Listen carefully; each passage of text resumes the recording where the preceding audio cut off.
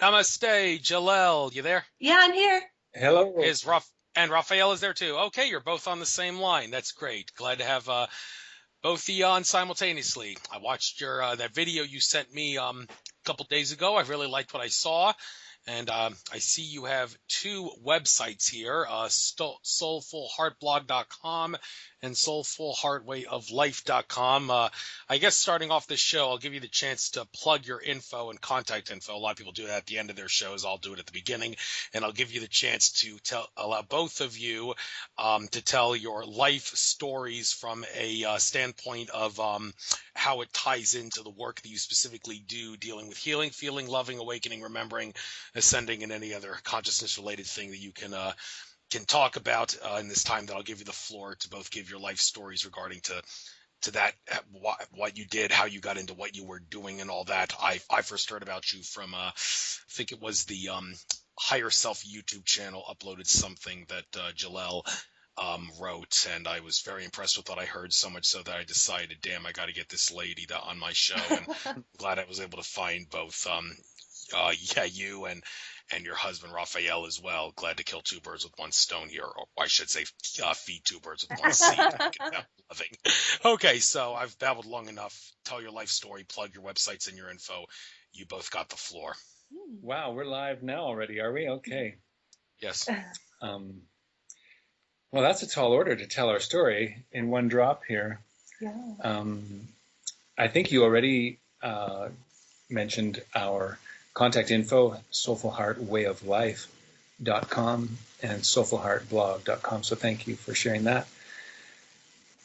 We are in what we hold to be a sacred union bond, and that we began 9 years ago, where we met after a significant life change for both of us. I had wrapped up on a Christian journey. That was what I was born into, and ramped that up as a late teenager and really inhabited that, and my self-image was really tied to that and my worldview. And I lived it so fully that it kind of eventually just thinned out. And I came to the place where I had to admit that I no longer held Jesus as my personal savior to my social world at the time, family and friends. And that basically concluded my life as I knew it. But there was always within me as a child a sense of the divine, of God. And so when you applied the Christian picture to it, it just made sense to me that, well, this is the truth, and I've been given the truth, and I have the revealed Word of God, so to speak. It was the underlying feeling of God, given the belief system overlay, that gave me quite a staunch inhabitation of Christianity. And eventually, though, the integrity and my experience of it just wore thin, and the pillars of the faith, so to speak, eroded. And that was a lot to face, because I had nowhere else to go. And my dreams of using my gifts and living my dream of always wanting to lead and to help people came to an abrupt end. And my livelihood at that time was a painting contractor, and that survived this great crash that I'm describing. So I still had a way to earn money in the world, but a whole new venture of seeking something that I felt to be much more real at a deep foundational level of where we all live and breathe. I felt there was so much disintegrity, dishonesty, and hiding behind our spiritual practice in Christianity. And then it was quite disheartening to look at so many other spiritual practices and feel that even though they're at opposite ends of the spectrum, they still seem to suffer from the lack of transparency, the lack of emotional honesty. Mm-hmm. And that was a disheartening place to be, to feel that I can't find nothing that really juices me. And yet I couldn't stop seeking and looking. And right about that point, after concluding a 23-year marriage, concluding my faith, and looking into a horizon, something else came across my path, and that involves where I met Jelelle. Are you segueing? I'm segueing. That's nice of you. I did pretty good, didn't I? Yes. That was actually, we've been married for 9 years, but you left Christianity 2005. 2005, right? So 12 years ago. And I actually met Raphael as his facilitator in this spiritual group that we were in based out of Ashland. Oregon. Right, Ashland, Oregon. And the group was focused on emotional body enlightenment. So it was really about healing the emotional body, not from a psychological perspective, but more about seeing emotional congestion as energy and as specifically as parts that manifest as subpersonalities. And Carl Jung has done obviously a lot of groundbreaking work on this, and this group and its founder kind of took it to the next level. He was a Zen Buddhist at heart, so he liked to call it emotional Zen practice. And I got involved with that and became a facilitator of it and moved to Ashland, and Raphael was one of my clients for not very long, for about a month. And then he brought to me that he was attracted to me. And that didn't work very well with me being his facilitator. So we had to stop our... According to group protocol. Yes. So we had to stop our relationship in that form at that time. And I think a couple of years went by where we were both in this group, progressing deeply in our processes. I was facilitating quite a few people, mostly teenagers. The facilitation was really an outgrowth of a lot of coaching that I had done. I was a life coach, business coach, and coach manager for E-Myth worldwide. And E-Myth Revisited is a pretty famous book, basically talking about how business owners most of them are technicians, small business owners. Most of them are technicians that start a business and not actually entrepreneurs. So that's kind of how I started in healing people, was working through that platform. And then the facilitation opened out, which allowed me to bring in soul awakening and emotional healing and blend them together. And also I have a coach in me too. So there's this kind of practical desire as well for things to actually change on a practical level for people. So you want to pick it up from there? Well, how are we doing so far, Andrew? Is there a story? Are we mounting the tension? Great intro, I think. What was that? Can you hear me? Yes. Yeah, I thought that was a great intro, pretty concise, short, sweet, and to the point there. And looking at these two sites here, I think the website I should probably use as a guide is soulfulheartwayoflife.com. The other one is more of a blog, and this one contains a lot more info here.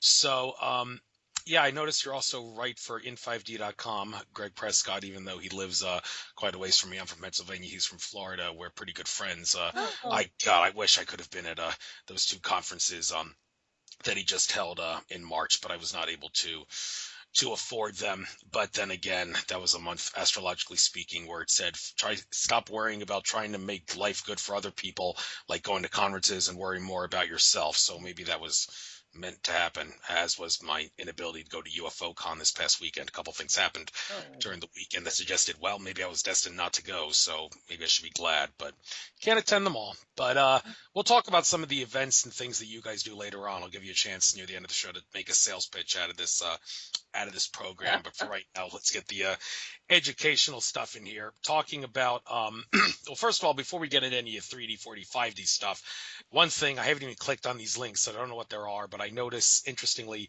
on your site here at the top, it says two tabs say, one says for women, the other one says for men. Could you tell us what that's all about, and why exactly you have to differentiate between the genders to make men and women help us understand and make sense of why you would have to do something like that? Yeah, we felt that our culture suffers from a muting of the genders and a muting of the polarity of the dance of the masculine and feminine. And we come from a place of seeing that we all have masculine and feminine polarity inside of us.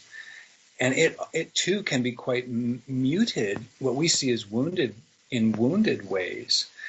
And then a woman, for instance, can be very masculinized, also in a wounded expression, capping her feminine, her true feminine expression.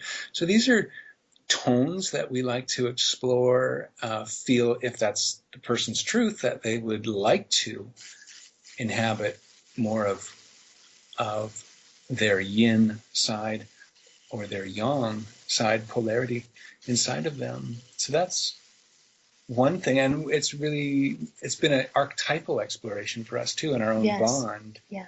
What does a man really showing up look like? If I'm not showing up, is there some way then that Jelelle has to show up where I'm not showing up? And so I guess. Yeah, it really feels like part of this exploration into 5D or fifth dimensional consciousness. I have this sense that there will be a polarity. There is a polarity between the genders, and a lovely duality dance that I call conscious duality, where it's not the duality that's unconscious in the sense of fear-based or light versus dark, or everything is contrast, but it has more fluidity than that, and yet it still feels like there's gender.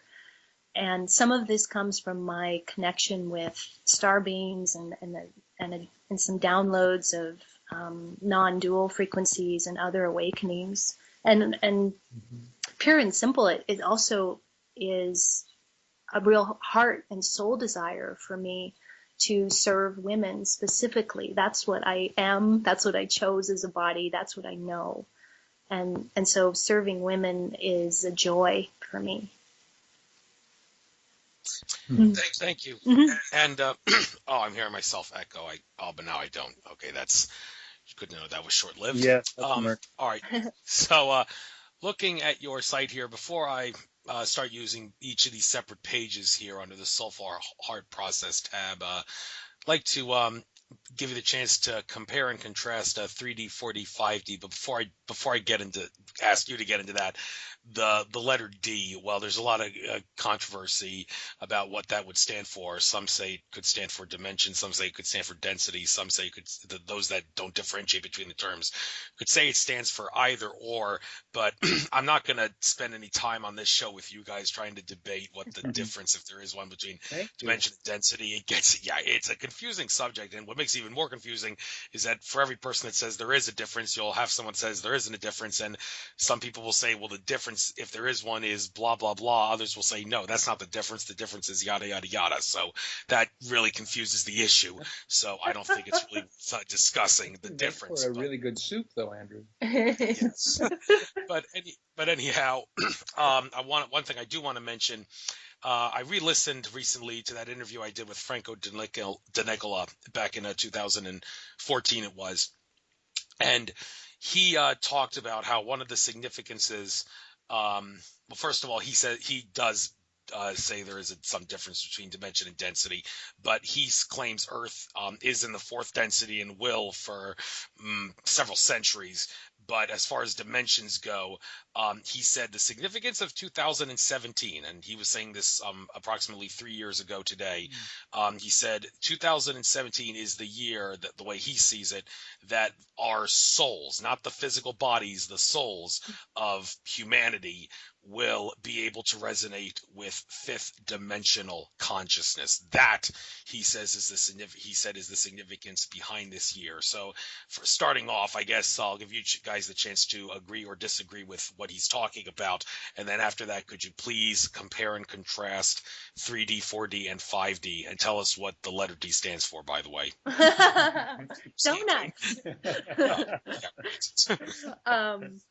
I am nodding my head in what you offered and what your guest said. We can be so. It's the 3D mind that makes things so literal, where the 3D can be seen as a place, even when it's really a state of consciousness and a way of feeling and experiencing the world.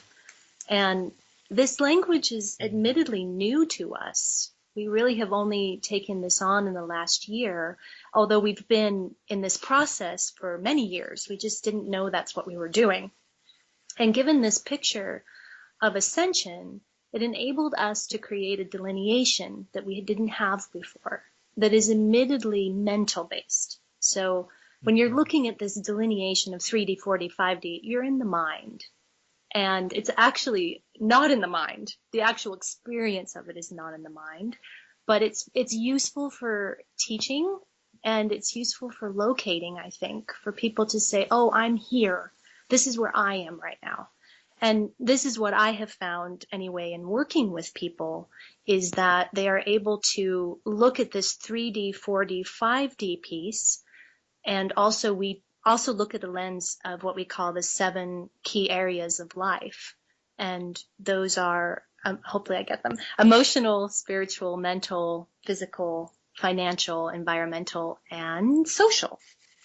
And we look at each area and say, okay, for example, in financial, 3D consciousness would be more tied to a job. It would be tied to income base. It would be tied to banks and mainstream consciousness. And doing something you may not be your passion. Exactly. Or your desire. As you move into 4th dimensional consciousness, then you're looking at more your soul purpose, your reason for being here. You're starting to let go of money as your reason for being. And I feel that 5th dimensional consciousness around money will be no money. Like it will be an exchange of energy and gift economy. So that's just an example. I like to make it practical, like I said, so that it's something people can relate to rather than esoteric concepts that don't have meaning in our lives. Right. Seeing it as a gradient and a continuum, that's a mental overlay structure that provides some measurement. Yeah. Do you want me to say more, or is that good? Is there more to say? Well, you've touched a nerve here that Jelelle, you spoke some beautiful stuff on your article 3D, 4D, 5D. Well, I think I should speak to relationships for a minute. Right. Because I wrote an article about are you your 3D, 4D, or 5D self in relationships? And this was on in5d.com if someone wants to read it. And the idea was that, do we have a third dimensional self? We had worked with parts for so many years. And as I took on this language of ascension, I started to feel that it really felt true that we did, that there had to be a third dimensional aspect of us relating to 3D life, which is really our conditioning. It's how we were conditioned, what we were conditioned to believe about everything. And most of us, that was mainstream, prevailing, conscious worldview. That was our conditioning, 3D, 5 sense based. And so looking at this 3D, 4D, 5D self thing, you can really see it in relationships. In our relationships as a 3D self, it's really about comfort and security and often codependence and a kind of what I call stickiness. It's our birth family, it's old friends, it's this expectation of a role or a persona. Duty, and obligation, exactly. As you move into, I guess what people would call ego-based. Yet as you move into 4th dimensional consciousness, you're starting to bring in the soul more and more. So you're really more drawn to soul bonds and soul family and soul frequencies. And I really feel, this is my differentiation, that 4th dimensional consciousness, I call it an alchemical purgatory. It's almost a kind of, at times, a personal hell. It's both a hell and a heaven, where you're shifting and you're awakening and you're trying to figure out who the heck you are as you're differentiating from your 3D self and emerging and arising into this 4D self.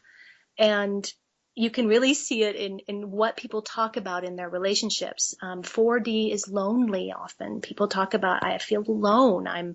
No one gets me. My family doesn't get me. My friends don't get me. And sadly, I'm hearing from a lot of women who are in long-term relationships where their mates, it happens to be women, where their mates are not coming with them.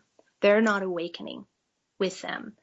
And that creates a lot of heartbreak for them because they're expanding and growing, and the men in their lives are not. That's a definite 4D territory. And in 5D relationships, you're getting much more into a merged consciousness. My experience, especially with Raphael, when it feels like we've been in that state, we are separate. I like to say we're one yet not the same. I mean, yes, that's it. So we are separate yet we don't have the conflict. We don't have the contention. We're in union with each other. We're in peace with each other. And I think that's what starts to move. As you move into 5D, you have less and less need to set boundaries with people. You don't have so many conflicts with people. You just don't have people in your life that question, judge, or criticize you anymore. Thank you. Yeah. That's one great way that many people look at the differences. But one specific difference I want to look at is the difference that entities and beings in 3D, 4D, and 5D would feel a sensation of time. Jim Self, when I interviewed him, he said here in 3D, the sensation of time in the present is reactionary, meaning that your present sensation of time it's dependent on some reaction you have to something that happened in the past, or something that is going to happen or could potentially happen in the future. Entities of 4D and above will not feel that sensation of reactionary time. So the fact that there is a lack of reaction to their present sensation of time is what allows them to live in the present. But then again, I've heard some people try to make sense of this difference, like Tolek, Andromeda Council contactee, has said that his Andromeda Council contacts there, 4D and above, they, however, to them, 1 day to them is the equivalent of 75 human years, Earth years, to us. And one would hear that and say, well, how could they not have a sensation of time when you just, in a sense, explained that they do have a sensation of time? Well, to answer the paradox, maybe it has something to do with what I just said about there's no reactionary feeling to what they feel in the present. But when it comes to time and trying to make sense of time in these different dimensions, how do you guys see it? And do you have any advice, for that matter, on how we can speed up the process of getting out of 3D time, the illusion of time? Well, that's just feels like such a big question. I don't know that I've got an encapsulated reference to some writing or some deep thinking that I've come to around time. I feel very much a deep desire to escape my long-standing relationship with time as a masculine. In the masculine side of me, there's, relating to how's this call going right now? What did I have on my list for today? What am I going to do tomorrow? Will I have a sense of achievement 8 hours from now? This measurement of time. I feel a sweet energy coming into this phone call right now that seems to be expanding time.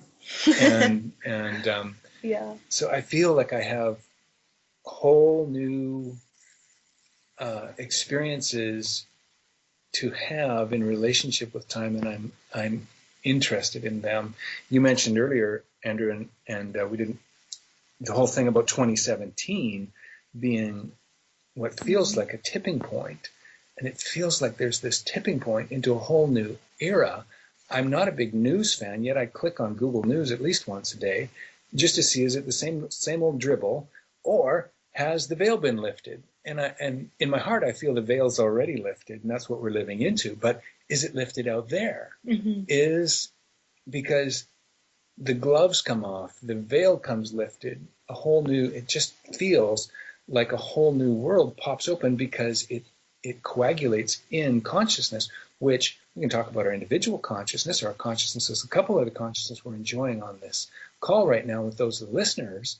But wow, when the jaw drops around, all of us, that makes for something different. And I think that transforms time perception, time participation. Yes.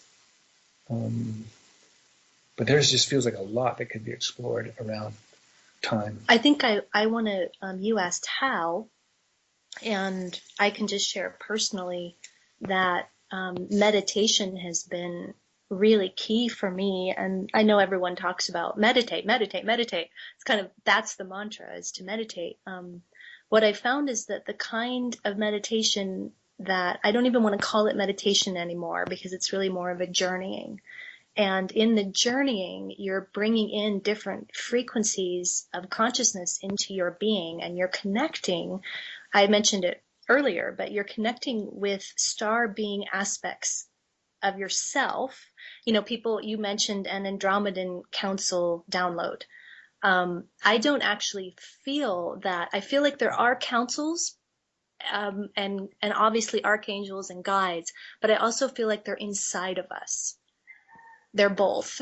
And we need this period of time where we relate to them as outside of us, where we look to them as an outer authority, but we also continually get invited to integrate them back into us, because as their consciousness merges into us through meditation, seems to be the primary way, then the way we see and experience everything changes, including time.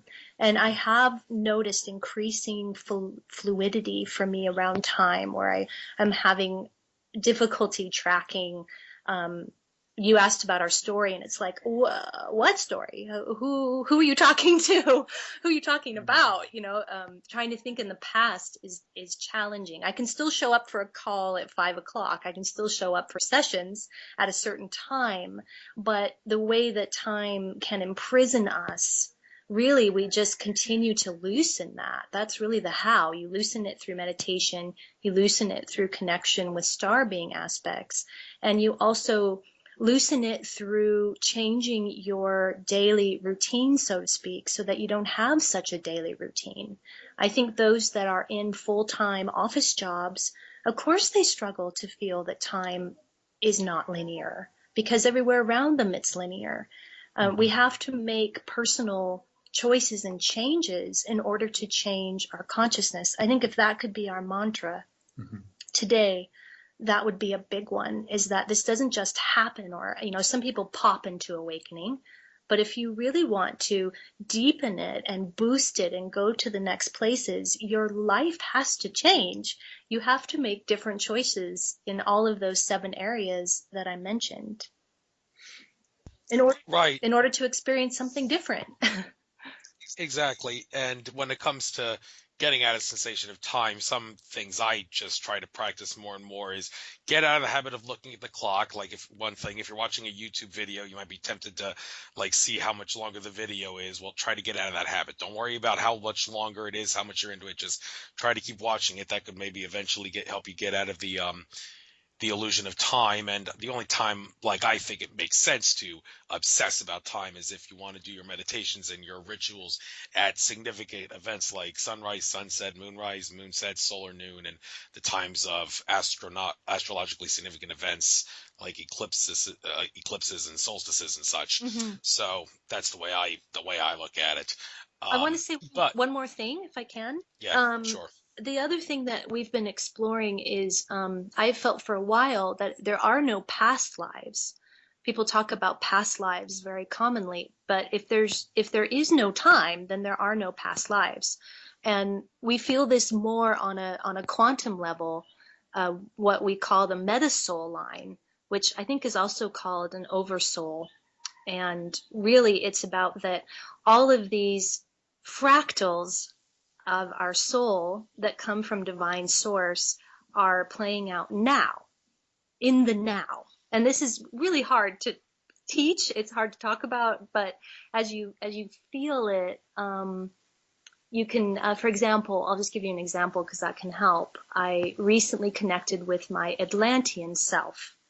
And Atlantis is becoming much more palpable to us. This is one of the veils that has lifted, is our feeling of Atlantis and Lemuria and our roots there, and how we actually were, I say were in past tense, are in exploration in Atlantis, around this fifth dimensional consciousness. We lived it, or we're living it there. And I think the reason we're being given more access to remember it and to feel it is so that, again, we can bring the consciousness of Atlantis into our present time.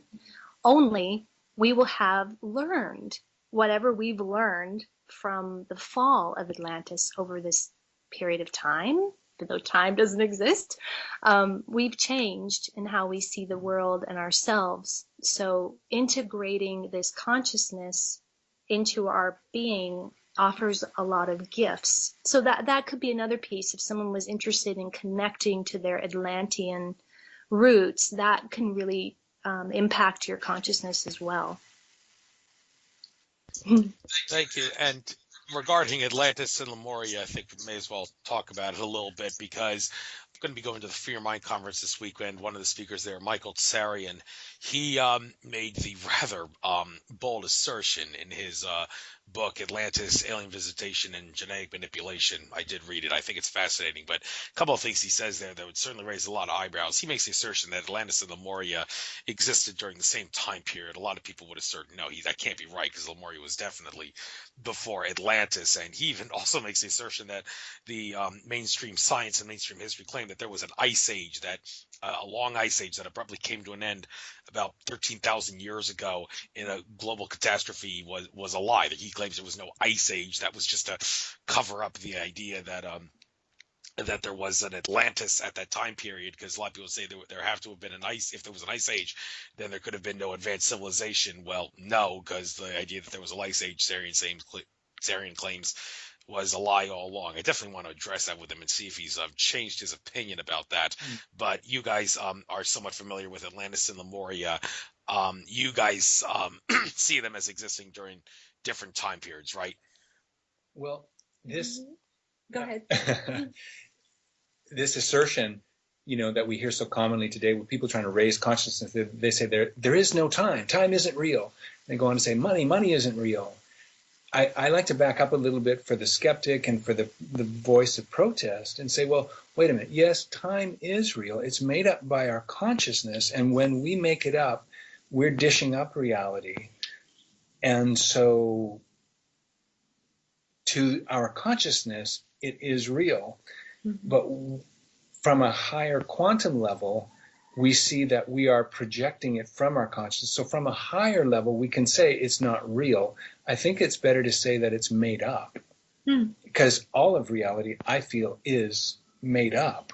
And then from that standpoint, we can go, okay, we can relax a bit, because you don't want to be denied that life as I know it isn't real. It is a reality, I like to say. And where I feel Atlantis and Lemuria, as Jelelle was referring to journeying, meditation by way of journeying, it's kind of in the tradition that one of the ways it was introduced to us was through the Celtic Imran practice, which is kind of an imagination journey, where you can simply, by self-permission and opening the imagination through a guided or something off the written page, be guided to an awareness and an expanded consciousness, and the feelings of that reality come and fill in your awareness. And for a feminine polarity, that can be quite natural and inviting. And to the male polarity, it can be like, oh, what are you talking about? I didn't feel anything. I didn't see anything. I feel Atlantis and Lemuria as a frequency of consciousness. I do get that it historically existed in time, in this time frames. And it is pretty fascinating just to listen to the present day scientific discovery of time measurement history, what happened when. Intergalactic history is amazing. And I mean, I can be held in that discussion quite spellbound. But then to feel it on another level, in this quantum level, that outside of the time zone, if you will, these places exist now. Yes. And they are consciousnesses that are playing out now. And as we connect with them, we are changing them just by our awareness and observation of them. Yes. And so that question of did they exist at the same time or not? Well, yes. And do they exist now? Yes. And did they exist in the past? Yes. But the mind doesn't like these answers. It wants to debate and battle over details. And the details don't matter. What matters is the consciousness. What consciousness are they offering us? And these civilizations offer us a consciousness expanded beyond our own. And what can we learn and integrate from them? That's what I don't spend any time on the debates of details. Maybe it's a female thing. I don't know. Mm-hmm. But I'm much more interested in what's the feelings? What can I viscerally get from connecting with the energies? I think that word to remember, mm-hmm. we think of that, I remember a past life. And the idea is that we're recalling something from the historical past. But if we feel the very word remember, is to be remembered back into something. Mm-hmm. So that has a present tense feeling tone to it. If you were my friend from a long past, Andrew, and now we've reconnected and remembered back into friendship, then there would be this present tense moment of coming back into something that always was and never left us. But we were dismembered, and now we're being remembered. Is yes how I like to feel it. Mm-hmm. Yeah, I never looked at it that way, about looking at the word remember in that sense. But when you think about it, it does make sense to look at it that way, like you're in the present, think about something in the past, but then you're acknowledging the fact that everything's in the present by remembering. But yeah, interesting way of looking at it.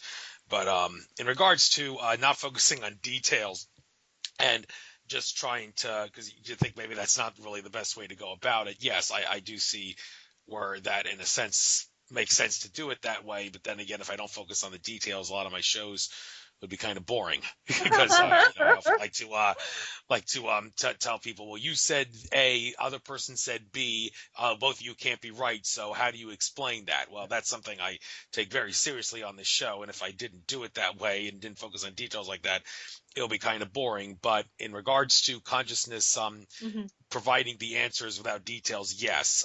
One good case in point of that was the whole flat earth debate. I often tell people if all the answers to the flat earth debate, the best answer I've ever heard anyone give to the question of is the earth flat is the answer that David Icke gave in the one and only time when he was addressed that question. He said his answer was something to the effect of, well, what is earth? What is flat? What is reality? Mm-hmm. And then he got into a whole spiel about how everything exists because our consciousness allows for it to exist. Mm-hmm. And, well, some people spun that in unfortunate ways that seemed to degrade him. But I still think that was basically the best answer anybody could have possibly given to the question. Rings my bell right away. I think there might be a timeline in which the earth might be flat. That's the other thing with converging timelines. There's all these timeline realities going on, in which all kinds of things are possible.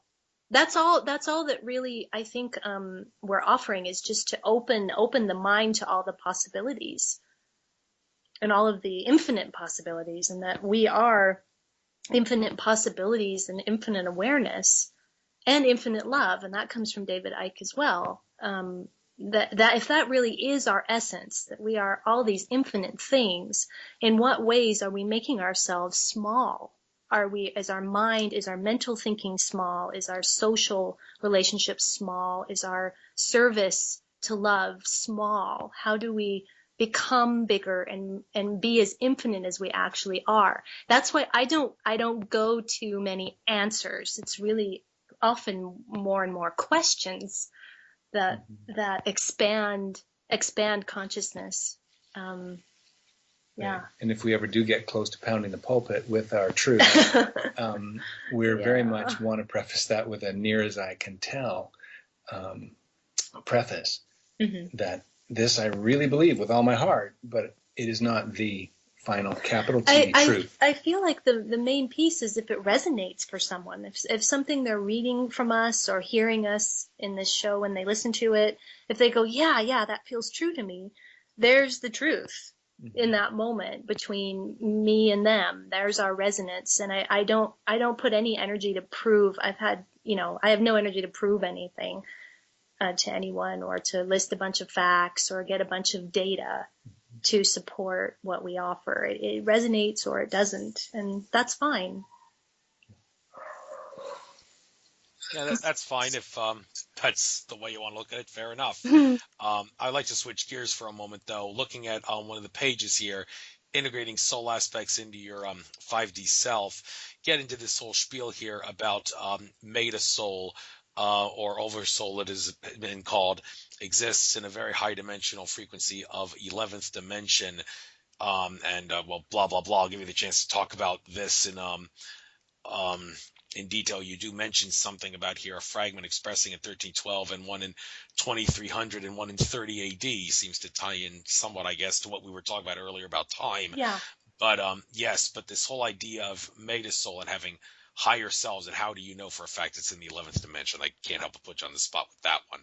So well, I don't know. I don't know 11th dimension. That I actually had a guide say to me, you could call it the 66th if you want, because on one level it doesn't really matter. It's our mind wanting to locate something. I can say that the metasoul feels very high. That's very high up there, so to speak. It, as the origination off of divine source, it reminds me of, is it the flower of life, love? Right. In sacred geometry, how there's the source center and then these fractals off of center. And I call it a line because it sort of appears to me as a line. And then off of these groupings, then our fractals, our soul's fractals come off of, and they express, like I said, in different times and eras of time. And through connecting with them in these different eras of time, you get, and dimensions too, and galaxies. You get a big gift of integration from doing that. And I can't prove anything, but in the experience of it, people seem to get a lot of relief and a lot of soul integration and awakening. So, did you want to say something about it too? Well, I'm curious, Andrew, if that's a very yin relationship with what a lot of people try and make a literal case for. I'm just curious how that lands in you. Was that pleasant to hear it expressed that way, or is it a bit maddening, or some of both? I think it was more pleasant than maddening. I don't really know if I even say it was some of both. There was nothing that would make me upset to hear what I just heard. But what made you think I would? Do you know people that would? And if there are people that you know that would, why would they feel that way? Well, good question. Yeah, I think I'm, and I had no clue where your perspective would be on it, but I just wanted to invite the question because feeling the audience, I can feel this contention between so much freedom to say, well, I don't know, but I advocate this. Mm-hmm. And this is the picture I offer. And someone really stuck in the mental body would say, well, what sources are you referring to? What lineage of cosmology and da-da-da-da-da-da, what credibility? And we're just not coming from that place and don't claim to. Mm-hmm. So we'd have to bow out of a very literal type of interpretation of any of these subjects. Yeah. While advocating for a feeling-based relationship with these subjects. I think what comes to me too is empowerment. I so want people to feel empowered to find their own truth. This is why we don't come from an absolute truth about anything. And really it's more, I'll have people say to me, well, this resonates with me, what you said about this, but this doesn't. And that's fine. Something sparked for them that works for them in that moment that they needed to hear. And that's where the ground of healing can happen between us. But it isn't about, I have the ultimate truth, or Raphael does, and needing to prove it. I think that's old energy to me. That feels like what religions are based on, and even science in a 3D way can be so much about facts and data. And I really think we're moving out of that, and really part of the remembering process is to trust our own intuitions and our own guidance about what just feels true to us. Which doesn't make it untrue in the third dimension. No. It still retains. Like I said, that's one of the timelines. Right. Yeah. It's a timeline of reality. Yeah. I think my thinking really begun to get opened out by reading David Icke's assertion that we are creating reality like a holographic projection out of our own consciousness. And I know that resonated for me, and mentally I took it in, but then the big questions opened up. It's like, how am I right now in some ways limited and imprisoned by my current state of consciousness from seeing alternate timelines, alternate realities? How much is my lens creating what I'm seeing? Mm-hmm. Well, what you just said earlier, Jelelle, about like some of these things you don't think it's worth discussing or debating about because you've kind of moved past it. It's past your consciousness. Well, I hear that. That kind of makes me look back on something that happened recently that I can't stop dwelling on. But what I'm talking about is Tolek, that drama council contact I mentioned earlier. He recently issued an apology I thought was totally unnecessary about how a conference he recently held late last year in the Tucson area. One of the it was supposed to be a spirituality and love-based conference in many ways, with some extraterrestrial and UFO stuff mixed in as well. Mm-hmm. But one of the male speakers, he said, brought really, really bad vibes with some of the fear-based conspiratorial stuff he mentioned. And he didn't give any names, but I'm pretty sure that he was talking about Stuart Swerdlow being the speaker that did that. And I did send a message to Tolek telling him, look, dude, you don't have to apologize for this. The only people that owe any apology are the people in the audience that bought the tickets to your conference who weren't able to suck it up and discipline themselves to not get uncomfortable when Stuart Swerdlow said what he felt was important to say. And people may take what I just said a little harshly, but I feel the need to say what I just said because when I asked one of my previous guests, it was Melissa Fike, I believe, why is it that spiritual people tend to get uncomfortable when they hear this kind of stuff? You expect that you won't even say they shouldn't, because a lot of these spiritual and metaphysical folks in the world nowadays, they woke up because one of the key factors that played a role in their awakening was finding out that the world is nothing like what we believe it is. 9/11 case in point, good case in point there, and it was this waking up to the fact that conspiracy theories are conspiracy facts, and we live on a fear-based prison planet that woke them up and eventually led to their spiritual awakening. You'd think that because it originally woke them up as a starting point, they'd be able to listen to it without getting uncomfortable. But for some reason, that's not the case. It does make them uncomfortable to hear it.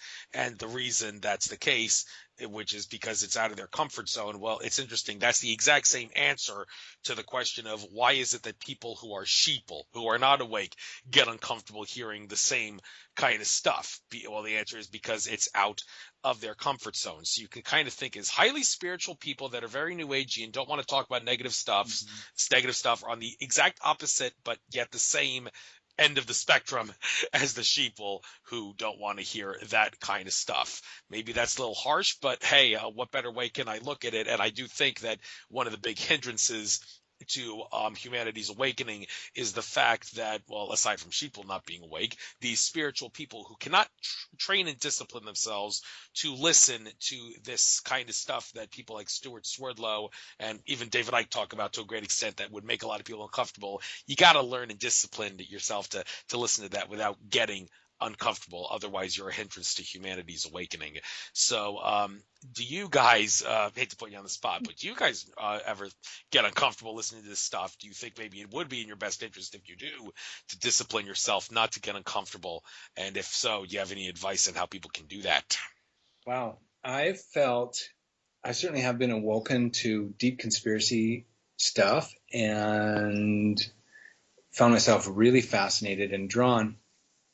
I get why being confronted with the world is not as you perceive it to be is fighting words, really for all of us. Now we're awakening and expanding our consciousness and seeing that the world isn't the way we perceived it to be, but that immediately sets us at edge with the people in the old school that don't want to see what we're seeing. Mm-hmm. And so I get it on an emotional level, how deep I need to feel secure and loved in the world. And so however way I construct that for myself, if you come and tell me that the government is not my friend, that there's all this, the list is endless of the conspiracy facts in my truth. And I found myself getting very drawn to them. I needed to be in that phase of really taking that in. Oh my God, this is corrupted. This is agendized. This is one of the biggest lies that's ever been construed.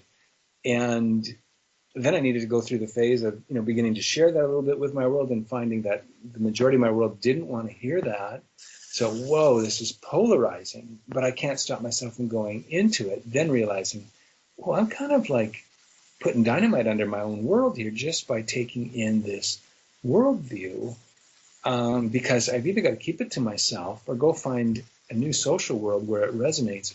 Then I came to a place where I realized that this was quite a polarized place to become fixated upon, and that I was being invited to not come to any disbelief around my awareness of conspiracy fact, but I was invited to see timelines beyond it that, for instance, right now, how I live my life in relationship to money is outside of the banking conspiracy, is outside of the Fed.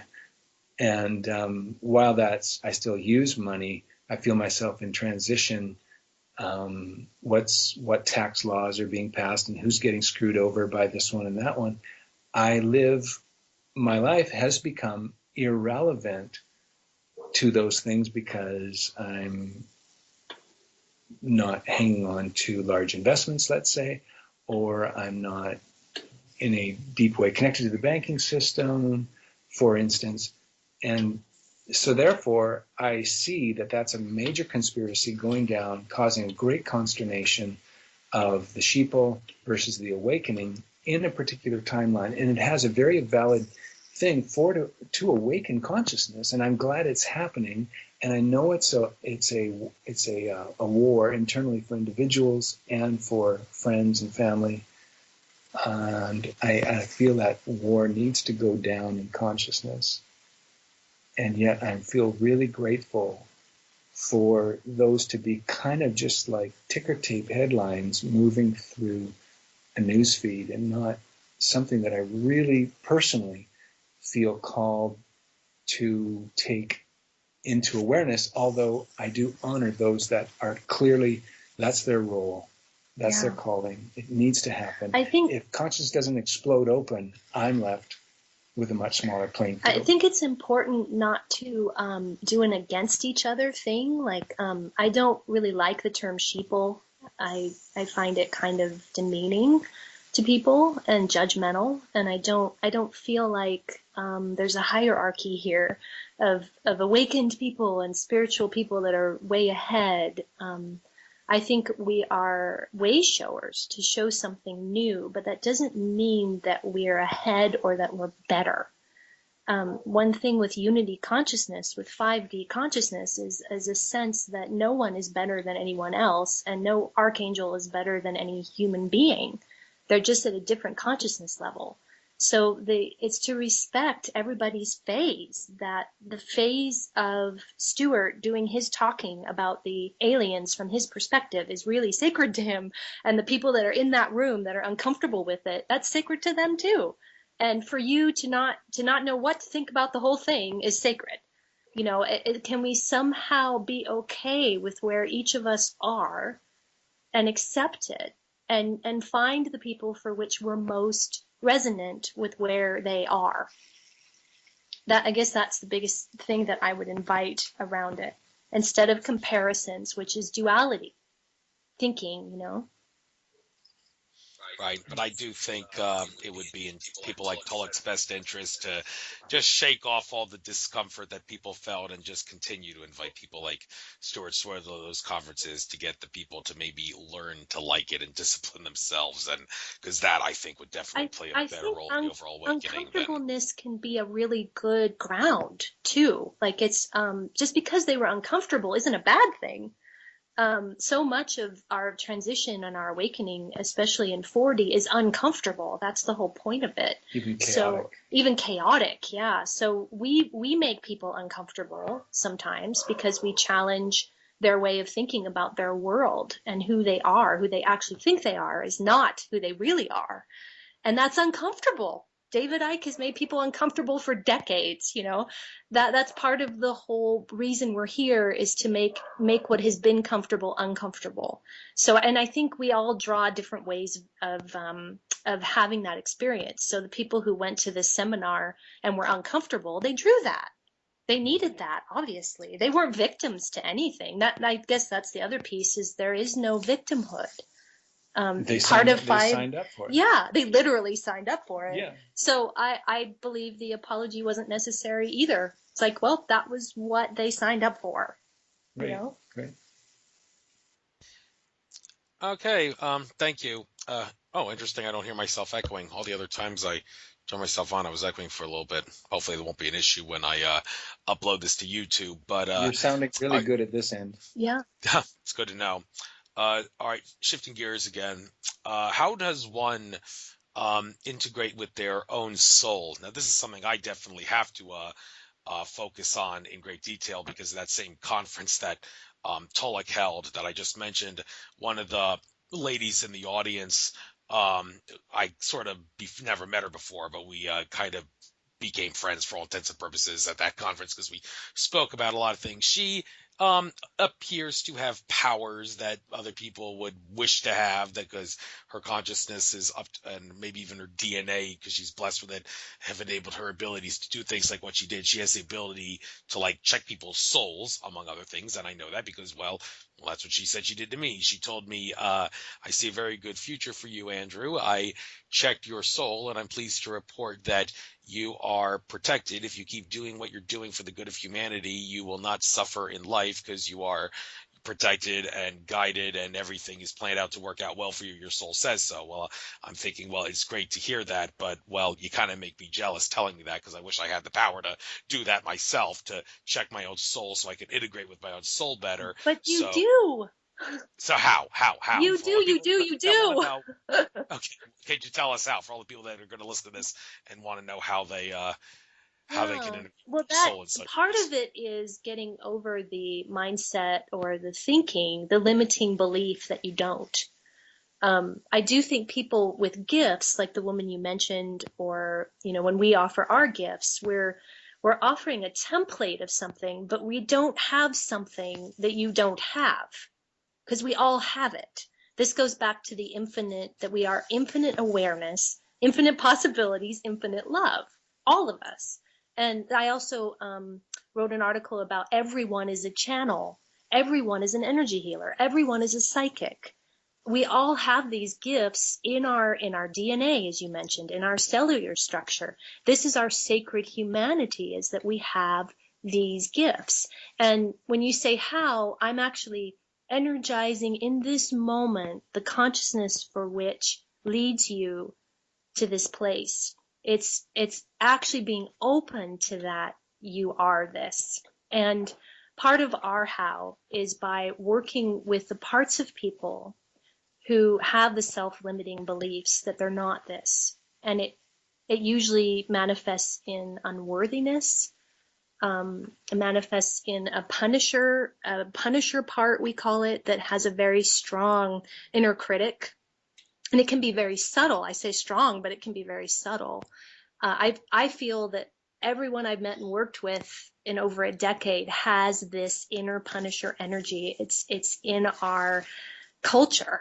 They also have an inner protector as well. This is a part of us that really protects us from life, from the energies that, we come in as these opened beings, and then we immediately encounter this energetic field that shuts us down and is dense and tells us that we aren't big and that we aren't infinite and that we aren't these magnificent beings that we actually are. So it's in working with these parts of ourselves that hold this belief, that in working with them, connecting with them, journaling with them, going on journeys with them, being in facilitation with them is what we offer. They start to actually relax this conditioning, and what's held in the emotional body, it's held in all the bodies, the emotional body, the physical body, the spiritual body, and the mental body. All of them hold this imprint of unworthiness and conditioning. Some people's picture would be that it was placed there by archons and the matrix, and since I feel that we're not victims, I believe we collaborated to create this kind of cap on ourselves so that we could learn and that we could actually bust the cap, which is what I feel is happening now. But if it's not happening at the emotional body level, an integrative approach that then arises, which I feel is probably the biggest gap and missing link in spirituality, is not focusing and not bringing in the emotional body and how critical it is for the emotional healing. And also working with aspects very directly. This is what I feel probably really differentiates us from a lot of what's out there. And the personal work that we've been involved with for a long time that really shifts a lot of how you see and feel reality. So it's a pretty big how, I would say.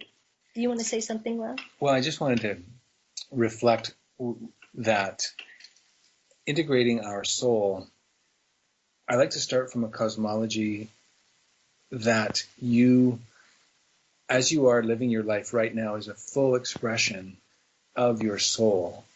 The fact that you can articulate words and conduct a conversation or do any of the marvelous things that the human body does is, even when science gets down to explaining it down to the most nitty-gritty, it gets stuck with admitting, like the little child that says, "Why, Dad?" And the answers keep coming, and in the end, we're left with reverence and awe. And I think that reverence and awe is that you are your soul right now as profoundly as you could ever be. The only piece is the awareness, remembering, awakening to that, having a felt experience of it in our conscious minds. Mm-hmm. I think our unconscious minds already knows that. So your encounter with the woman from the conference who gave you the beautiful readout that gave you warm, alive feelings, energy rippling through your being, and created the longing, oh my God, I wish I could do that myself. I have a whole bunch of those things on my list that I've discovered or read about or heard about in other people's experience that are not yet my experience. But oh my God, they are on my wish list. And I know they resonate in my soul, and I still externalize them and go, oh, I don't know that I really do astral travel every night. I don't know that's my experience. Well, I know that there's so much more going on that I could begin to experience, and the veil is lifting, the fog is thinning out, and I'm coming to more and more reverence and finding out that I'm being restored to the completeness that I already am. I'm not trying to attain something. I'm trying to uncover something. Essence is spring-loaded. Do you want to mention parts and how that relates? Again, an individual part of ourselves can have a strong resistance wanting to tether our consciousness in 3D world because it's manageable, perceivable, who I feel that our greatest challenge in life is coming to terms, each of us individually as a soul, with our own largesse of being, that we are infinite love, infinite possibility, and that the greatest challenge we face is letting in love to the capacity that we have for love. And that's the fear edges that we're working through. When we get to subpersonalize these fear aspects, and yes, it's a mental construct to subpersonalize our fear, but it's also a deep emotive ground, feeling-based experience where deep tears of remembering, reunion, catharsis occurs, self to self. Self-love washes in an energy that's like a parent to child, and yet it's all happening within us. Mm-hmm. To feel the part of us that had a holy shit factor. I didn't want to let consciousness expand to this level because it utterly freaked me out. Now, reconciled that inside of ourself, I am allowed a whole bunch more line, if you will, to go deeper into my own consciousness awakening, because there's a trust ground inside of myself. So I really feel so much is hinged upon self-love. Yes. And the subpersonality work is what we've discovered is just a profound and stunning way that's been tried by and worked. It's not brand new at all.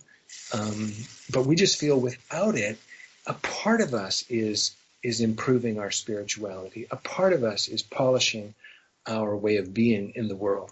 When that part of us changes its motive ground for its why and sifts through some of the fear-based and the desire-based ground, it really changes the ground of our perception, which changes the timelines we live in and express in, and let in whole new realities in our life that just naturally arise. We feel that as a spring-loaded essence that just naturally arises, rather than a crafted attainment. Oh, I'm going to, hit the library, hit the internet, figure out all there is to learn and become the expert on astral travel. Well, I could just manage to do that if I really hunkered down and made that my world. Mm-hmm. I would just like to wake up tomorrow and go, holy shit, I can't believe just what happened. And it wasn't the focus Mm-hmm. of some polished attainment. Because honestly, there's 60 more on the list that if I focus on that one, it's going to be to the detriment of the others, and I want them all. Yeah. Thank you. And regarding what soul is relative to what spirit is, now this is so just like the debate between dimension and density never gets old. The debate between soul and spirit never gets old, and I don't really care to spend too much time debating what that difference is. But then again, I do want to ask if you agree or disagree with one particular way of looking at it that resonates with me, and that is George Kavasilis's way of saying that source is what you should think of as the isness that is all essence, and consciousness and spirit emanate from that soul. Mm-hmm. Consciousness being defined as awareness of being aware, and spirit, which George actually said it makes sense to think of spirit as a play on the words spear and it, like you're throwing a spear at it. And what he meant by that is the specific fragments of the soul are going out in little spears that could be thought of as spirit to certain times and places in the recognized illusion of space and time. I even remember Andrew Bartzis, the Akashic Records reader, I think he said you could think of soul as an engine and spirit as the fuel that gives power and essence to that engine. I don't know if it makes sense to think of spears emanating from something as a fuel, but if it gives it essence by giving it meaning, going to times and places, well, maybe that makes sense. But to suggest that consciousness and spirit come from soul, I guess the question I have to ask you is, do you agree or disagree with that, and why do you believe what you believe? Wow, that you've painted some thought paths on the whole conundrum of soul and spirit that open it out into some beautiful feeling toned expressions of what it could be or possibly be. I love feeling source and isness. Mm-hmm. That's very precious to me. The source of all that is a common group of words in my writing. and I like to use it quite generally. And I think some more specification on it I haven't done. I guess I don't. I appreciate the analogies that they offered, and they feel true to me. I don't feel a lot of energy to define it. I think I would more ask someone, well, what do you feel is spirit for you? And what do you feel is your soul? And do you feel that there's any difference in the two? Is there any point for you in differentiating the two? Does it expand your consciousness in any way to feel soul as different from spirit, or is it really just playing with words? That I think sometimes these things can invite us to get a taste of something like the spirit that you just shared. I never thought about it that way before, and I immediately had this like spears of energy, sense, and it was neat. It painted a picture of something, so it can be useful. But in terms of linear defining them out, it hasn't really come up so far for us. All right, fair enough. And I want to talk about chakras a little bit now because, I mentioned George Kavaslis and his analogy there. I always can't help but pick on him for the way he puts down the chakra system, saying that it's always better to just dissolve all your chakras into one. And he claims that the heart is probably the best thing to dissolve the rest into. And he claims chakras are all just a third dimensional consciousness construct. There's really no need to focus or obsess about them. But then again, there's others that would, like me, who assert, well, if you don't use your other chakras besides like the heart, you're kind of missing out on the fun and the spice of life that is variety. Also, some people would give different chakras as playing a very huge role in what they do.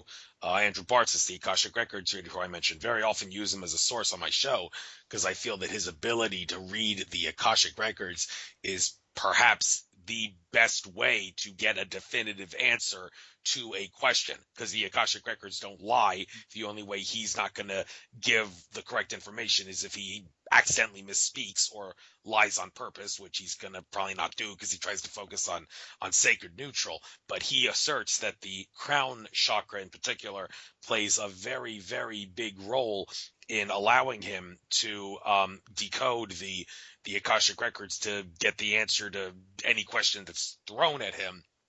And George Kavaslis, even though he would say, don't need the crown chakra, just focus all your chakras into one, worry about the heart, he cannot answer almost any question that you throw at him. I know that because I had a private session with him, and one of the questions that I asked him was, do you by any chance know which moons in the solar system are artificial? Because he talked about how our moon is artificial, and he said, no, I don't. That's not something I store within my heart soul essence. Okay, so obviously he just explained that dissolving all your chakras into one is not going to be able to help you answer every question like utilizing your crown chakra to access the Akashic Records would in the case of Andrew Bartzis. So this is obviously going to cause a lot of debate as to whether or not you should or need crown chakras, not just the crown, but any chakra for that matter. But I see you guys do focus on it in regards to the work that you do. So I'm going to guess you are in the camp that does see some significance in it.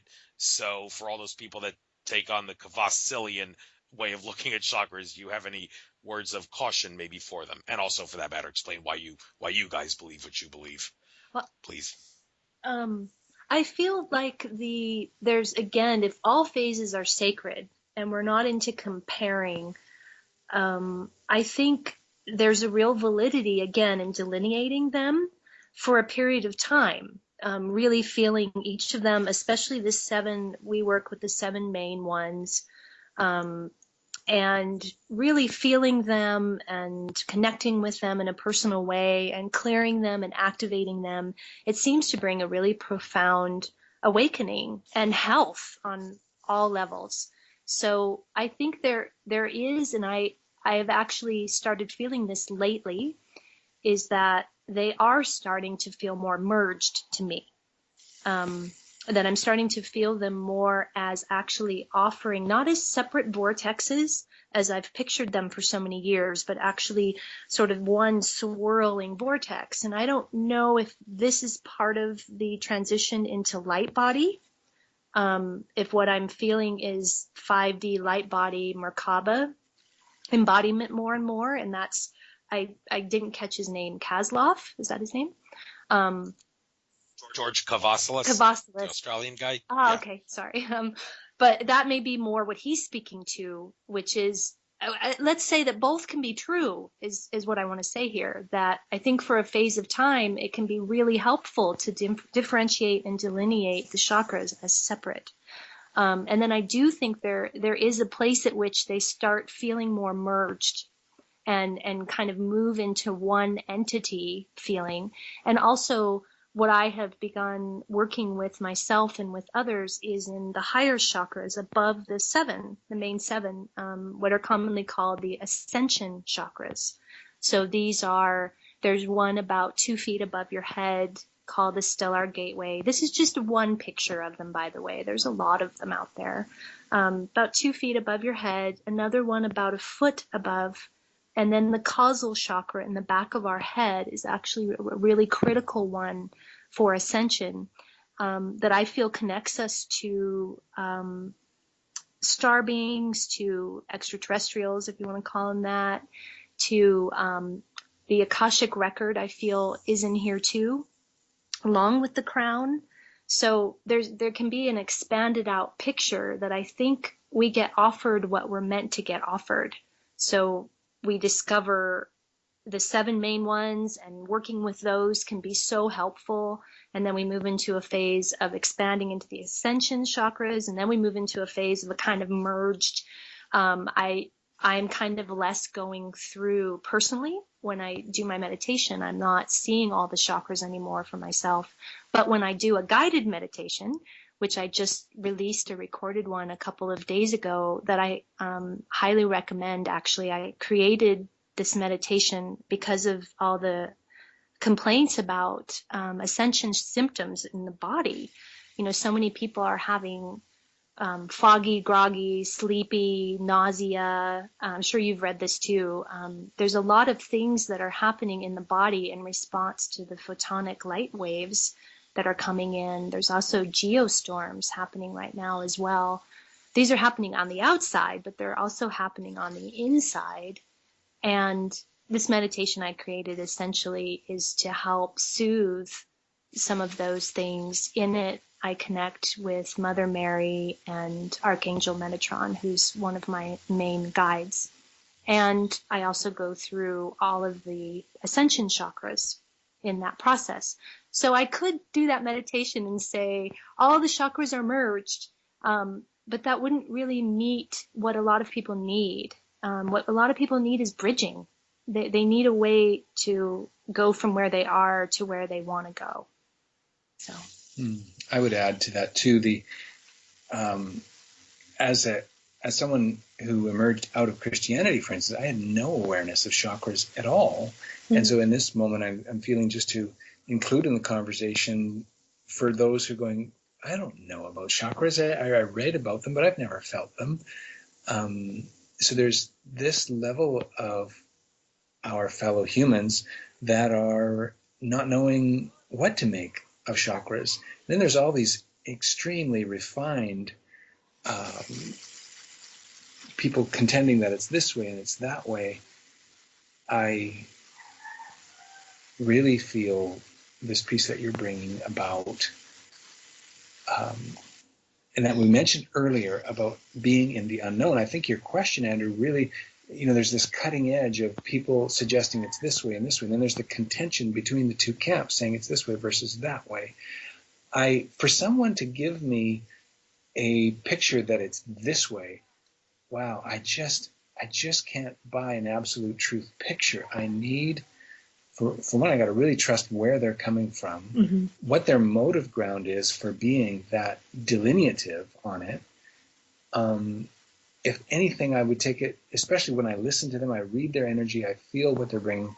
Sounds to me like they're bringing one particular timeline that feels very true to them, feels like there's others that feel it is very true. I believe it is real in that dimension. is that the dimension that's serving me to hold it that way right now? I just think there's a lot of creative permission here.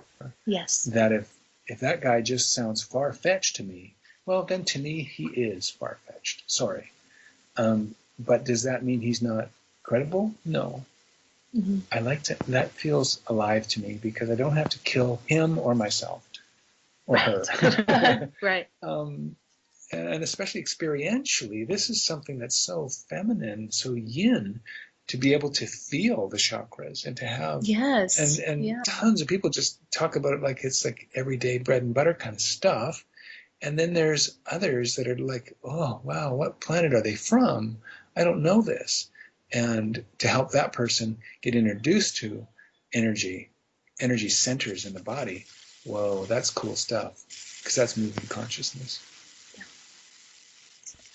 Thank you. I hear buzzing in the background. I don't hear it anymore. Maybe it's just been a little feedback or static. But I'd like to get a little more down to earth for a moment. I don't think we mentioned it earlier on the show. You guys actually live in Mexico, and yeah, you'd never mentioned that. But interesting things going on about Mexico right now.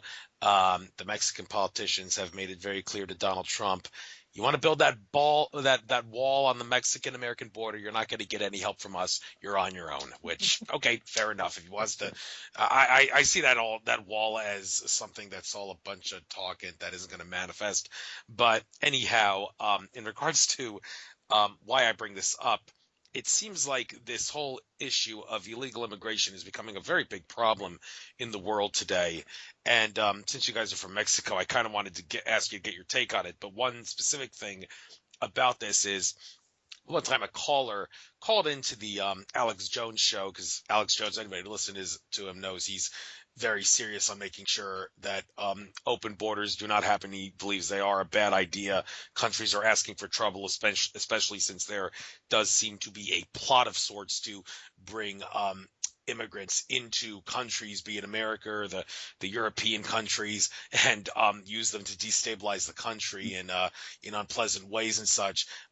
When the caller asked Alex, well, did it ever occur to you that maybe the right to travel, right to liberty, right to locomotion, why wouldn't that, in theory, give people the right to cross international borders without any government permission or paperwork filing? I mean, we can do the same throughout the several states here in America, and I'm going to guess that down in Mexico, in the whatever you call them, states, provinces, or whatever, the people of Mexico can go freely from state to state, province to province, without having to get a passport within Mexico to do that. They're free to travel in that way. One might ask, okay, why can't we do the same thing at the international level?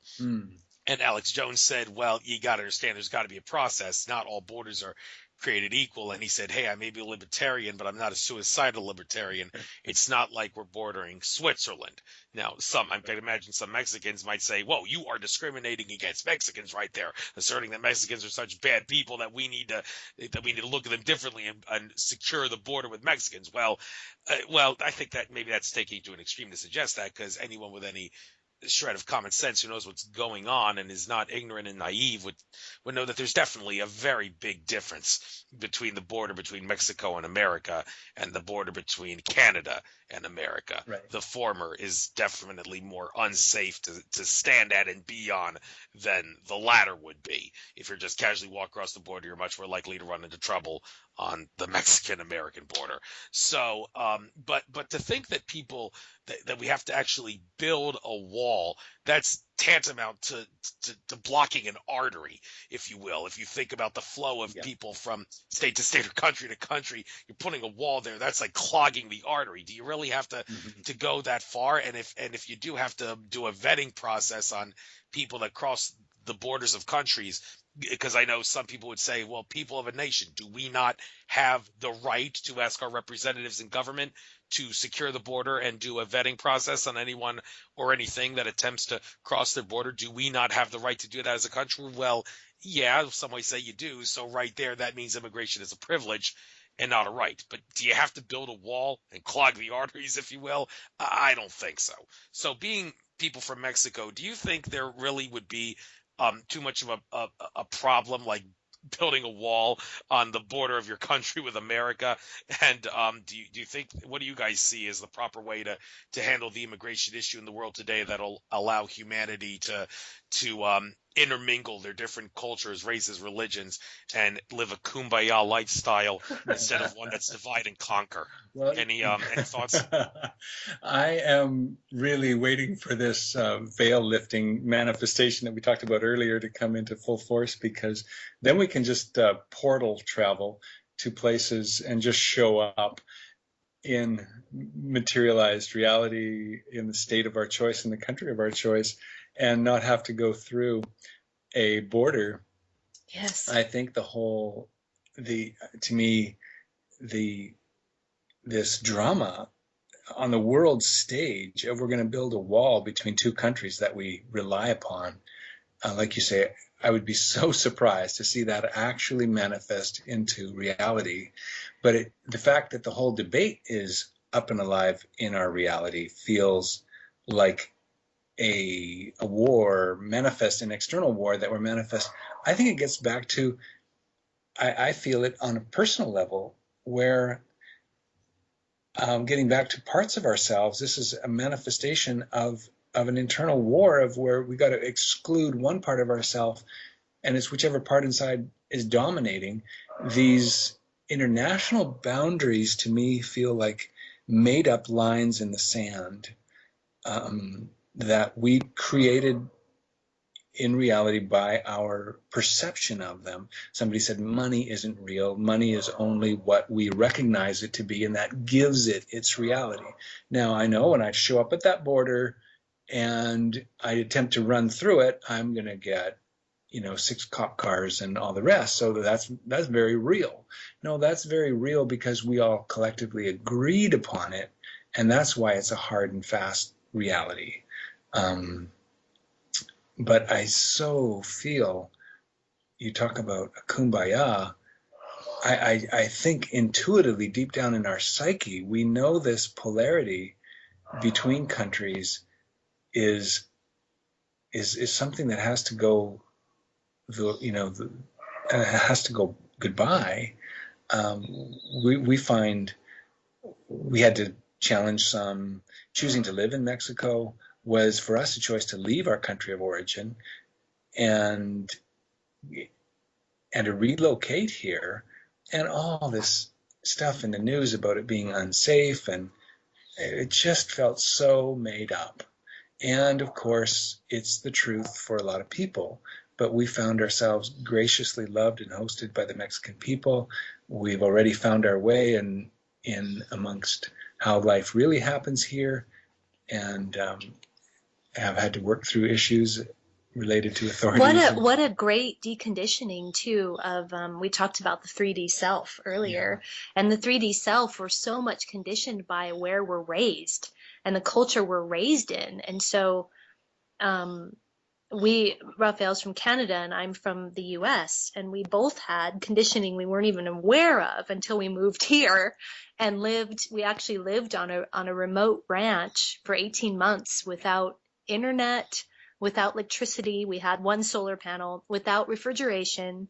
I like to say more sheep than people around us. And we did that just 9 months ago, and we still have that land. It's about 3 hours from Puerto Vallarta, where we are now. And we were guided to leave the ranch. We were guided to go to the ranch, and then we were kind of guided to leave it and go into town and start offering our gifts and our teachings. And since we've come into town, it's just kind of taken off. The N5D thing, we're getting people wanting sessions with us. We're doing weekly group calls. We're now talking to you. So it was very clear that we needed to leave Canada. Raphael left his 30-year painting career to do that. It was a very good income, and we left it behind. We were already living in an RV. We'd already sold all of our possessions a few times and moved into this ranch setting that was so different than anything we'd ever known. And living on 1 month, we spent $100 for the entire month, and that was our budget for food. So we really reduced everything down, and then got invited to bring it back up again, but from a new ground. And we could only do that in Mexico. We could only do that here. There's a way for us personally. There's such a openness in this culture. Things aren't so rigid or tight or legalistic or rushed. We were just marveling today. Yeah. We went to the produce market, and their produce market, like, there's stuff everywhere. There's no prices written on anything, and there's produce all over the place, and it's in various stages of going bad, various stages of being ripe or not ripe. And you kind of have to, it's tricky because you have to look at every piece of fruit or every vegetable to make sure that it's actually okay. And you could never do that in the States. Everything's all organized and perfect. But there's something to love about that. Something to love about it. And here we are walking home marveling that we're carrying 2 backpacks loaded, like they are heavy. They're just at the limit of what we can carry, 2 handbags. And we're going, that was 700 pesos. That was $35 US for everything Right. 2 people can carry. And we pay $350 a month for a 3-bedroom apartment with an ocean view. And so this that's ability way to more live affordable. in another planet. Yeah. Economically, the Mexicans, it's just normal everyday living to them. And so this diversity, it feels like such a gift. And I think I needed to pop out of my own culture because it was too comfortable, and my soul journey and growth needed to pop into a new culture. And it certainly hasn't been without its challenges. I want to mention, too, that what I see here anyway, and this is a fairly small town. I think there's 200,000 people here. But what I see is that they make fun of the Trump thing. Like, it's a funny thing. They put it on they put it on T-shirts. Best burger on the other side of Trump's wall. There's not a lot of energy about it. They think it's funny, Yeah. Interesting. They'd probably have a fiesta if the wall actually got built. It would just be an excuse to play music and party. I don't know if it would. I know that it would seriously impact a whole lot of immigrants that are there in the U.S. Obviously. But then a lot of people in America are even feeling penned in Yeah. by this idea of walls and this heightening of borders. It's like, is this really to keep the bad guys out, or is this to keep us in? I think there's, in consciousness, that's a fear, subconscious fear that's arising too. Mm-hmm. I was not happy with feeling the level of conspiracy fact going on in the powers that be over the more leading Western countries. And it felt really good to get in the organized chaos of Mexico in many ways. So yeah, that's what I would say about that. Yes. Other thing about Mexico, which, by the way, it's actually pronounced Mexico. In Spanish language, the X is pronounced like an H. It's right. Vicente Fox, not Vicente Fox, the former president. Another example. But anyhow, looking at the flag of Mexico here, it has the classic image of a eagle fighting, and it appears to depict winning a battle against a serpent. I recently watched a interesting interview on the Leak Project YouTube channel where the guest was talking about how the whole battle between serpent and eagle is actually symbolic of the battle between the Sumerian brothers Enlil and Enlil, with Enki representing the serpent and Enlil the eagle.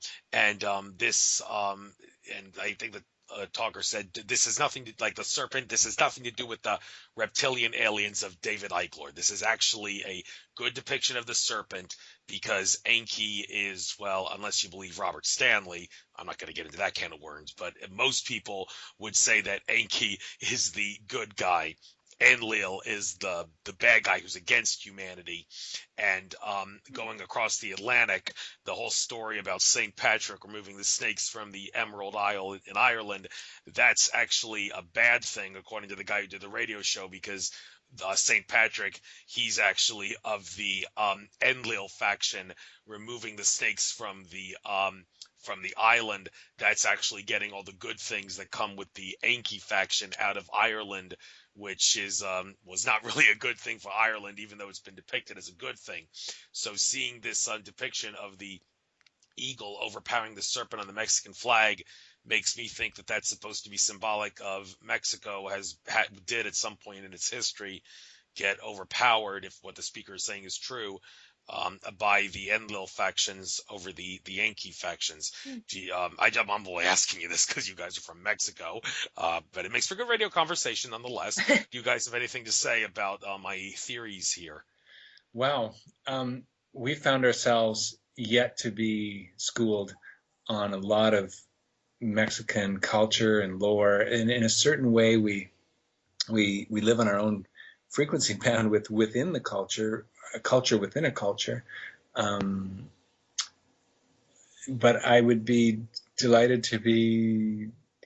The one thing I would say that awareness. we have felt here is the Spanish, and I have no idea if this connects to the flag. Maybe it does, but the Spanish influence that came in when there was such a native energy here, which you can still feel in the ruins, of course. And there are a lot of still native cultures that are here. The Huichols are one of them, and they do this beautiful beadwork that you can buy here. And also there's, we live near this place called the Malecon, and there's men, the seawall, and these dancers, native dancers come and they drum, and they're doing it for money and for the tourists, but there's something in it that reminds us of the actual native frequency of Mexico, and what it's actually about. And there's a huge Catholic church here, and you can feel how Catholicism and the Spanish just crushed that. It almost makes me wonder if the eagle is like the native energy and the snake is the Spanish. I have no idea, but there is some of that feeling here that they're trying to emerge out of a religious dominance and into more porosity or more awakening. Anyway, thanks for giving your take on that. Let's go back to something you mentioned earlier, the 7 aspects of the 7 key areas of life and such. Mm-hmm. Want to talk specifically about one of the more down-to-earth ones, the financial thing, because this whole thing about talk of a financial reset has been driving me crazy. I mean, you've been hearing about it for several years now, and I'm sure a lot of people, particularly people who have actually stocked up and bought their storable food and it's bought like as much gold and silver as they can afford, they're probably thinking, God, dude, just crash the damn dollar already, so we can finally get to a gold-backed currency and stop being slaves, because these people understand that a system where you loan people money that doesn't exist and charge them interest on the loans. And by the way, Matias De Stefano, brilliant indigo child from Argentina, he said, here on the surface of the earth, the heart chakra and consequently the blood flow is is money, the financial system. And well, that's a pretty disturbing thought, because fractional reserve banking, loaning money that doesn't exist and charging interest on the loans, that's a heart attack waiting to happen, because that makes debt and inflation unavoidable. So I just sound so doom and gloom, but one could make the case, as long as we have the financial system that we have, then we will be slaves to a system, and we will not be able to ascend to the higher levels of fully ascend, I should say, to the higher levels of consciousness. Yeah, we can definitely get into areas of 4D and 5D, but as long as they keep loaning us money like this and charge us interest on the loans, then, well, we're kind of screwed slaves. So we got to find a way to get out of this. And I've been getting things like emails and such from people like Sheldon Neidel, the ET contactee of the Galactic Federation Star Council.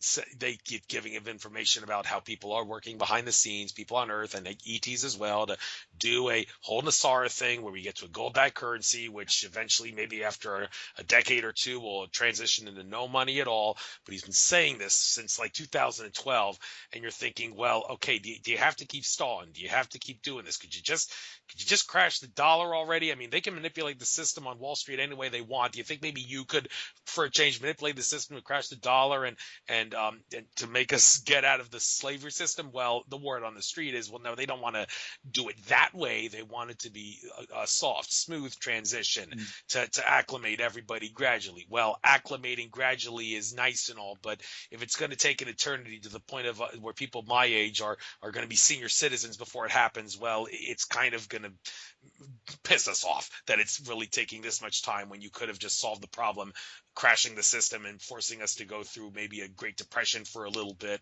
I mean, people like me who bought storable food and all, it's easy for us to say, bring on the challenge. Other people can't handle it. But I think in general, it would be better in the long run than to not make us wait a long time and to just do it all at once. But you guys focus on money because you have a whole article here about it on the 7 ways of living. Do you see anything in the future of money that will allow us to not be slaves to a system that's designed to enslave us like this? Oh, I so resonate with the ache that you're speaking to, that there's been just in our consciousness is such a desire to get beyond this blight of the current financial system. Someone called it the Babylonian money magic system, that's hundreds of years old. It is so entrenched in our consciousness. It occupies such a big awareness of what reality is. And until it begins to thin out, I see it as such a major tether on our consciousness awakening. And it's just something that we're just aching to see pop already. Like you said, there's been so much tension built up around it.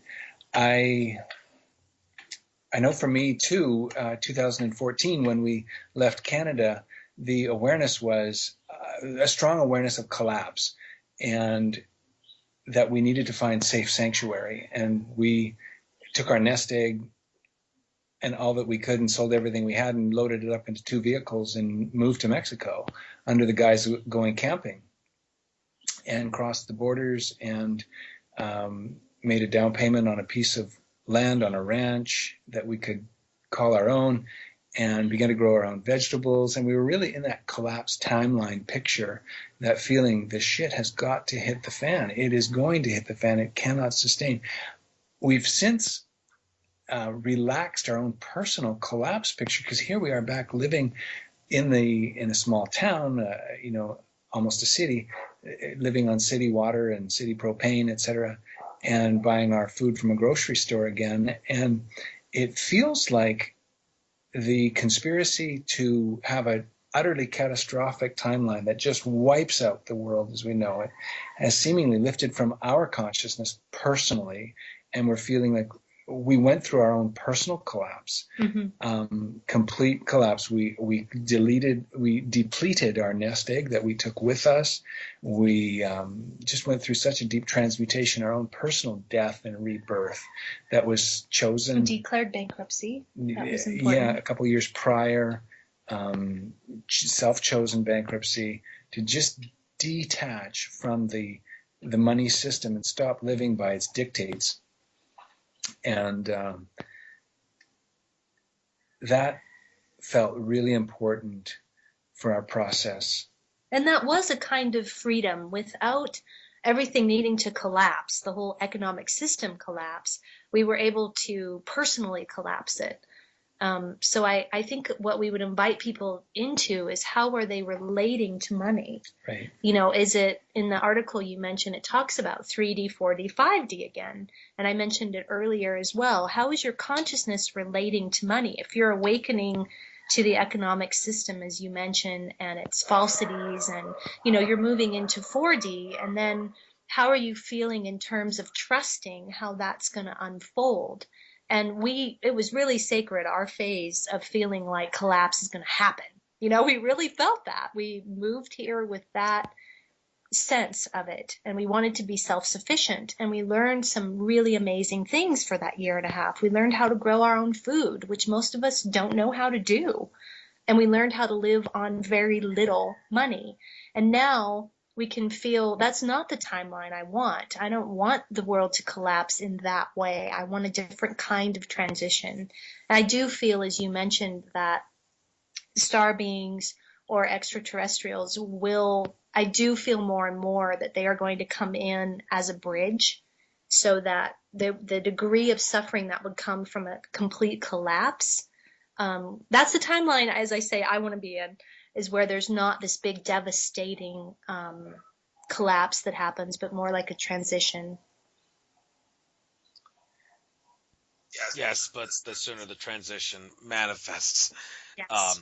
the better. I think we can all go along with that. But talking about some of the other things here that you have on the 7 aspects of life and such, feelings, thoughts, emotions. Now, this is where you get to the whole area of which is of a left brain quality, which is a right brain quality. I think it's like thoughts and feelings, that's more left brain, but the emotion is the right brain part of it, or something like that. And make a case that the New Age movement, not only was that created to trap the people that realize that religions are all a scam, a consciousness suppressing scam, it make them all peaceful and all think, don't worry about negative things, see no evil, hear no evil on that. But the thing about the New Age movement also was to suppress the sacred masculine, and for that matter, suppress the left brain qualities.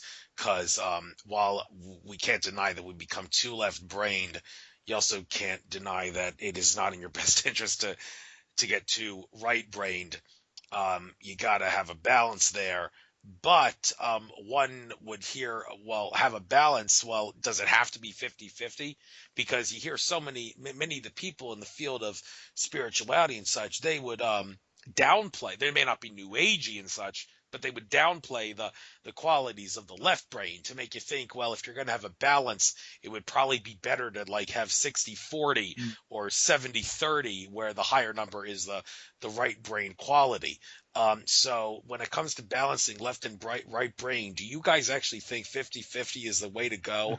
Or do you think it would actually make more sense to make it slightly more right brained, because left brained is it's just too consciousness suppressing, if you know what I mean? Right. I think 50-50, a true 50-50 would be a stasis. There'd be no movement. So I think we have to, it's kind of like riding a bicycle. You're balanced, but you're never truly on center. You're always tipping over center, back and forth over center. And I think that creates the feminine and masculine dance, is that duality dance that's not, that there is no such thing as perfect balance. We go to imbalance in like a pendulum swinging in order to experience an extremity, to return to the other side and then experience that extremity. And I would see that as the dance of romance. So that maybe, does that help not make either one bad and honor both of them? Because a polarity on one will create the ache and need and desire to return to the other polarity. Right. And also, when it comes to masculine and feminine balance here on Earth, they go through all kinds of hell to suppress the sacred feminine, which makes sense that they would do that more so than the masculine, because it's Mother Earth. Feminine energy, dominant, not too much over dominant, but still dominant nonetheless. And they would, of course, do that with religions. Please don't take this the wrong way, Muslims, but you can't deny that the Islamic faith, and aside from suppressing consciousness like all religions do, the Islamic faith in particular, well, every religion's got their own particular qualities of suppressing consciousness. In Islamic religion, it's suppression of the feminine, with the way they cover all the women in public and say, you women, you got no rights and all that. So can't deny that's a quality of it. But I mean, even though they've gone to tremendous lengths to suppress the sacred feminine, that does not, for example, prevent women from outnumbering men in terms of overall population. Now, I remember learning in biology class, and they even made us draw tables to show this and such, with X's and Y's representing the chromosomes, like for females and males, to claim or prove that when it comes to women being pregnant, 50-50 chance it's a boy or a girl. Well, no, right there. That's a classic example of how science is its own religion. It's not 50-50, not on Earth anyway, because Earth is feminine energy dominant. So it's a consequence of that. There's definitely going to be more females than males, even if they do try, and they do try, of course, but they can't succeed in making the female population lower than the male population. So, well, that raises a question. Okay, fair enough. That's why there's going to be more women, but why is it that, like, mainstream biology, because of the math and the tables they do, why does it still show that it's going to be a 50-50 chance, even though in reality it's not? And does this mean that, like, on a masculine and energy dominant planet like Mars, for example, there's going to be more men than women. And if so, does that raise a whole new can of worms in regards to like do the men and women need to change their sexual behavior on a planet like Mars in regards to how many men can screw how many women, if you know what I mean? So well, I'm asking a lot of questions at once here. I think I should make it more simple. But in regards to I think we'll take it one by one here. Why does biology acknowledge 50-50, and why do their graphs and tables show that when in reality it's not, for the reasons I just explained? Wow. I don't know the answer to that. I think we can go back to this wounded patriarchy, the wounded masculine.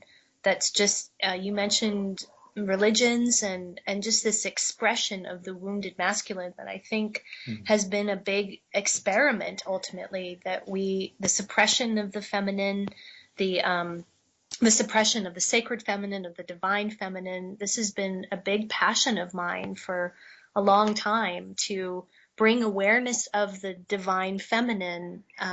I work with Mother Mary, but not in a religious context, but more of her actual essence of femininity. And also we bring in Mother Gaia. We feel that is an actual Gaia is a consciousness that you can connect with, and is important to connect with. So I think there is I don't really feel percentages so much, but I think it's in each individual to feel what is balanced for them related to feminine masculine expression. Most women, I feel, are over masculinized, actually, that because that's how we're conditioned to be. So we have these masculine aspects that come out in expression, especially in protector parts of us. So that's one thing we work with in Soulful Heart with women, is this male expression, that even though we have the bodies of female or we have the bodies of male, it's really about what energies are we putting forward. So are we putting forward a feminine energy? Are we putting forward a masculine energy? Which part is expressing in the moment? So the biology to me is downstream from the upstream expression of gender, which is really an energy. No, that's a pretty brilliant answer. Oh, thank you. Yeah, I think that looking at those tables and graphs and such where they claim that it shows, well, this proves it's 50-50 and all. Well, maybe the simple answer to my question is you got to just put an asterisk on that table. And next to that asterisk, you write, this does not take into account the fact that blah, blah, blah, feminine energy dominant or Mother Earth, blah, blah, blah. So that may be the simple answer. I think we should put asterisks all over textbooks, you know? Well, yeah, because if they tell the truth, they don't tell the whole story, or Exactly. they just outright lie. But don't get me wrong, a lot of science is interesting nonetheless. A lot of things we learned could be interesting, but a lot of it you don't really need to really know to make a living. But anyhow, I digress. Talking about like I bet the other part of my question there, talking about a planet like Mars, which is masculine energy dominant, you would think, well, there has to be more male births than female births. So do you think that on a planet like that, and there are Martians that do exist, the different ET races on Mars. I spoke to Andrew Bashago. Well, he claims he was there. Some people are going to say he faked the whole thing, but you know what? He seems like there's some truth to what he's saying, and based on what other people have said, yeah. Percival Lowell, people thought he was a lunatic for suggesting Mars was inhabited by rational beings. No, he knew what he was talking about. He deserves a lot more credit for compared to other mainstream astronomers. But anyhow, how does the fact that a planet is more male than female energy based, would you guys expect that the whole sexual behavior of the humans, if they could be called humans, on Mars is going to be different than here on Earth because there would be more males and females? Or is there really like no difference per se other than the actual gender of the races?